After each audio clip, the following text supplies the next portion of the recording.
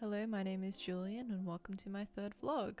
Hopefully my choosing of having my journey be me obtaining noodles is not too similar to last week's vlog, but yeah, I do hope you enjoy regardless. An idea that I found really interesting during the online lectorial was the notion that editing isn't the fixing of footage, but rather the breaking down. While I had never really looked at editing as a process of, oh, I can just fix this later on in post-production, I had never really considered it a breaking down either. And when I think about such, it does make sense. For instance, editing can really change the tone, it can change even the genre of a part of film. You break the footage to fit into this type of mood or feeling.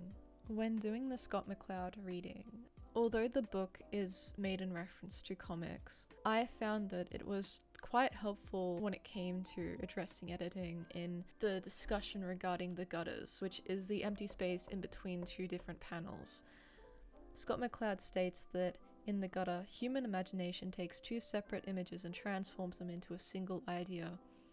By putting two separate images together, and our past experience telling us that there has to be a relationship between those two things, we give both of those images one overriding identity. And this can apply to editing, not necessarily in the use of gutters, but in two different shots being placed together. We make associations based on both of those images, those frames, those shots being put together, and how they are put together further shapes our interpretation of both images. In terms of improving my vlog in the future, my biggest peeve with my current vlogs is how uncomfortable I am both being in front of the camera and even recording my voice. I'm hoping that as we continue onwards this lessons, I become more comfortable being in front of the camera, being recorded, and I'm able to speak with less editing needed in terms of what I'm saying. I don't have to cut down as much, I'm not stumbling over my words as much. I also feel like this would make it flow better and therefore more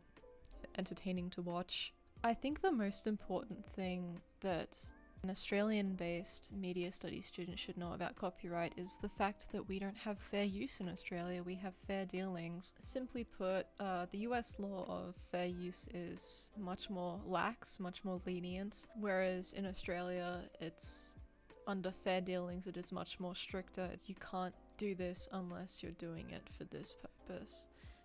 Something I feel that may also be of note is that copyright generally lasts for the duration of the creator of the media's lifetime, as well as 70 years beyond that.